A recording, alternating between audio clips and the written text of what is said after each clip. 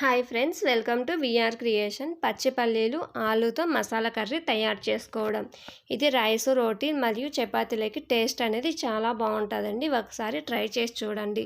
ఇప్పుడు మనకు మార్కెట్లో వింటర్ సీజన్ కాబట్టి పచ్చి పల్లికాయలు ఎక్కువగా దొరుకుతాయి. పచ్చి పల్లికాయలను తీసుకొచ్చి ఒకసారి కర్రీని ట్రై చేయండి. ఇక్కడ పచ్చి పల్లికాయలను తీసుకొని వాటి నుంచి మనం విత్తనాలని ఈ విధంగా సపరేట్ చేసుకోవాలి. ఇలా సపరేట్ చేసుకున్న వాటిని ఒక బౌల్లోకి ట్రాన్స్ఫర్ చేసుకోండి. ఇక్కడ మనం నార్మల్ పల్లీలతోటైనా తయారు చేసుకోవచ్చండి. వాటిని మనం ఓవర్ నైట్ నానబెట్టి ఉడికించుకొని కర్రీ చేసుకోవచ్చు. ఇక్కడ అలాగే మీడియం సైజు ఆలూని తీసుకొని చిన్న చిన్న ముక్కలుగా కట్ చేసుకోండి. ఇలా కట్ చేసుకున్న వాటిని ఆలు ముక్కల్ని అలాగే మనం ముందుగా పచ్చి పల్లికాయల నుంచి సపరేట్ చేసుకున్నటువంటి పల్లి విత్తనాలను కూడా కుక్కర్లోకి యాడ్ చేసుకొని అందులోకి ఉడికించుకోవడానికి సరిపడా వాటర్ని యాడ్ చేసుకుంటూ టేస్ట్కి సరిపడా సాల్ట్ కూడా యాడ్ చేసుకొని మూత పెట్టి మీడియం ఫ్లేమ్ మీద 2 విజిల్స్ వచ్చేంత వరకు ఉడికించుకోవాలి. మనకి ఇక్కడ పచ్చి పల్లీలు కాబట్టి 2 విజిల్ వస్తే సరిపోతుందండి.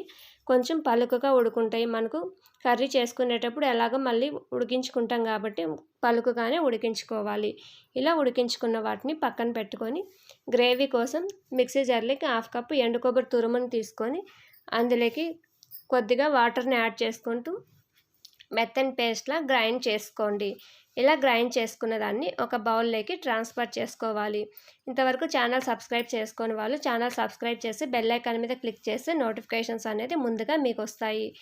ఇక్కడ స్టవ్ మీద ప్యాన్ పెట్టి అందులో 2-3 టేబుల్ స్పూన్ల ఆయిల్ని యాడ్ చేసుకోండి. ఆయిల్ వేడైన తర్వాత అందులోకి 1 కప్ ఆనియన్స్ అలాగే సన్నగా తరిగిన 2-3 పచ్చిమిర్చి యాడ్ చేసుకొని ఫ్రై చేసుకోండి.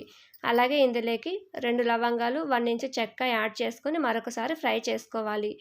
ఇందులోకి కొద్దిగా కరివేపాకు అలాగే 1 టేబుల్ స్పూన్ అల్లం వెల్లుల్లి పేస్ట్ వేసి పచ్చివాసన పోయేంత వరకు ఫ్రై చేయండి. ఇలా ఫ్రై చేసుకున్న దాంట్లోకి 1 కప్పు టమాటా యాడ్ చేసుకొని అలాగే 1/2 టీ స్పూన్ పసుపు అలాగే టేస్ట్కి సరిపడా 1 టేబుల్ స్పూన్ సాల్ట్ కూడా యాడ్ చేసుకొని మనకు టమాటాలు బాగా మగ్గేంత వరకు మగ్గించుకోవాలి.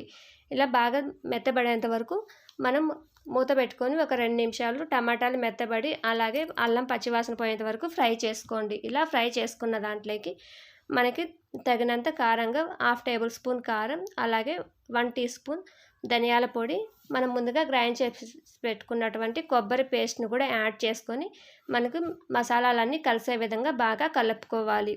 మూత పెట్టుకొని ఒక 2 to 3 మినిట్స్ ఉడికించుకోండి. ఇలా ఉడికించుకున్న దాంట్లోకి మనం ముందుగా బాయిల్ చేసి పెట్టుకున్నటువంటి పచ్చిశనగ గింజలు అలాగే ఆలూను కూడా యాడ్ చేసుకొని గ్రేవీ అంతా కలిసేటట్టు బాగా కలుపుకోవాలి. ఇందులోకి గ్రేవీ కోసం 250 ml వాటర్ని యాడ్ చేసుకోండి.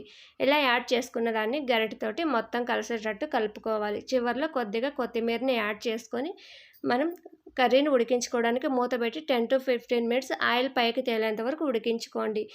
మనకు కర్రీ ఈ స్టేజ్లో ఉన్నప్పుడే స్టవ్ ఆపేయాలండి. మనకు కర్రీ చల్లారే కొద్దీ చిక్కబడుతుంది కాబట్టి మనం కర్రీ కొంచెం పలుచగా ఉన్నప్పుడు స్టవ్ ఆపేసి వేడివేడిగా సర్వ్ చేసుకోండి. ఈ వీడియో కనుక నచ్చినట్లయితే లైక్ చేయండి, షేర్ చేయండి, సబ్స్క్రైబ్ చేయండి. అలాగే మరిన్ని వీడియోల కోసం ఛానల్ని విజిట్ చేయండి.